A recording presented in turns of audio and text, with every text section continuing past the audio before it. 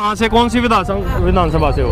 मैं केशवपुरम की हूँ, जहाँ से हमारी सीएम बनी है। और भाई देखो, ये तो आपको तो ये लगा लो, मतलब क्या मैं कहूँगा, आपकी जो है ना 2 बार पहले काउंसलर थी रेखा गुप्ता जी, और फिर अब 2 बार चुनाव हारने के बाद तीसरी बार शायद ये चुनाव जीती हैं, और जैकपॉट लग गया आप लोगों का।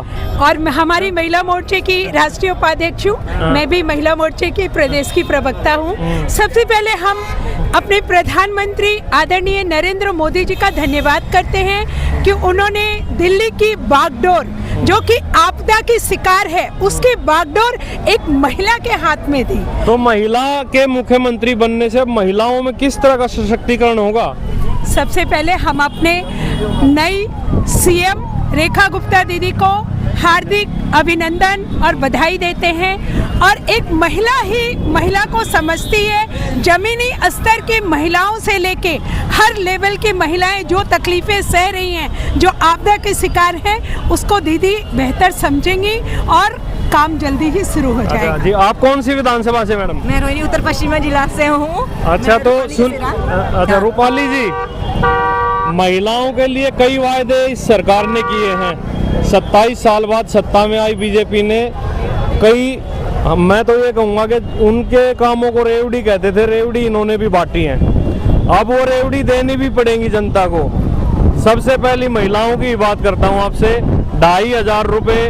अभी मेरी एक महिला से बात हुई, वो कह रही है 8 तारीख को महिला दिवस है, और उसी दिन से हमें जो है ना मोदी जी ये सौगात देने वाले हैं। क्या लगता है इस बात में कुछ दम है? देखो, मोदी जी हैं तो गारंटी तो है ही, इसमें कोई दो राय नहीं। देर सवेर जरूर हो सकती है, वो भी कुछ दिनों की, ज्यादा दिनों की नहीं, महीनों की नहीं, 2 दिनों की। और उन्होंने जो इतने बड़े वादे किए ना, तो वो कोई झूठे वादे नहीं है, वो अपनी हर बात उन्होंने वो करके दिखाई जो लोग सोच भी नहीं सकते। सदियों से सत्ता रही ना, ऐसा तो है नहीं कि सत्ता नहीं रही। इतने सालों से 70 साल सत्ता होने के बावजूद भी उन्होंने ऐसे छोटे छोटे कामों को, जो आम जनता के लिए, जो हमारे भी आगे बच्चों के बच्चे भी राज करेंगे, ऐसे ऐसे काम कर दिए। सबसे पहले जो कॉरिडोर बनवाए, मंदिर में घुसते साथ इतना खींचातानी, दुपट्टा मतलब खींचना, या चोरी चकारी, धक्का मुक्की, खून निकलना, ये सब होता था। आज इतने बड़े बड़े कॉरिडोर बना दिए, इतने सुंदर दर्शन।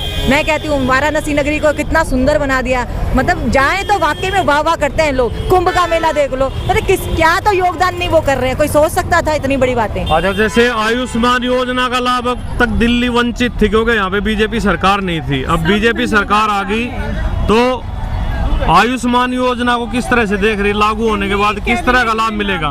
देखो, आयुष्मान योजना मोदी जी पहले भी चाहते थे। एक दिल्ली ही ऐसा बचा थे राजधानी, जहाँ पे वो आयुष्मान योजना लागू नहीं होने दी गई।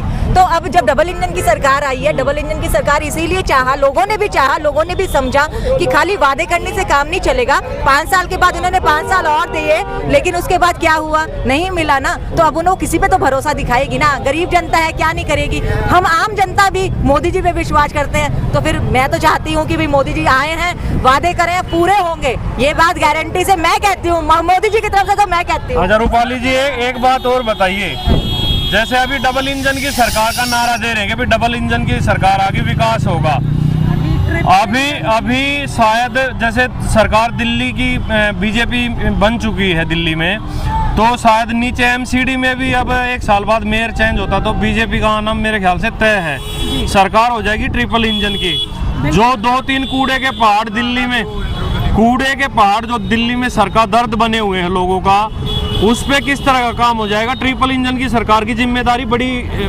और ज्यादा बड़ी हो जाती है। देखिए, जो भी कार्य हैं ना, कोई ज्यादा मुश्किल काम नहीं होते। अगर हम उसको खींचते रहेंगे, अपनी जेब भरते रहेंगे, तो कहाँ से काम होंगे? काम सारे होते हैं, ऐसा नहीं है। और जो इतने बड़े बड़े लोग, इतनी बड़ी बड़ी जो पढ़ाई करके, जो मोदी जी सबसे अपने जुड़कर लोगों की, हाँ, लोगों ने कहा कुछ नहीं होता, कुछ नहीं होगा, जब वो ही नहीं कर पाए, तो ऐसा नहीं है ना। अब होने लगा ना, पहले दिन से ही उन्होंने कर दिया था। लेकिन उनको तो वो कह रहे कि वो LG साहब करने नहीं दे रहे थे, बार बार इल्जाम लगा रहे थे भाई हम करना चाहते हैं, एलजी साहब करना। भाई सब्र करो और अब सब कुछ होगा, देखना आप भी यही हो हम भी यही हैं। मोदी जी चलिए, की जय। महल कैसे बना अगर करने नहीं दे रहे थे। और राष्ट्र निर्माण में महिलाओं का इतिहास गवाह है कि रानी झांसी की रानी हो या अहिल्याबाई हो या सुषमा स्वराज हो और अब रेखा गुप्ता हो, राष्ट्र निर्माण में हमेशा से महिलाओं का योगदान रहा है। और अब दिल्ली, नई दिल्ली बनेगी इंद्रप्रस्थ। लेकिन वो तो कह रहे हैं कि भाई जो शीश महल है अब उसमें कोई बीजेपी का सीएम भी होगा, वो रहेगा।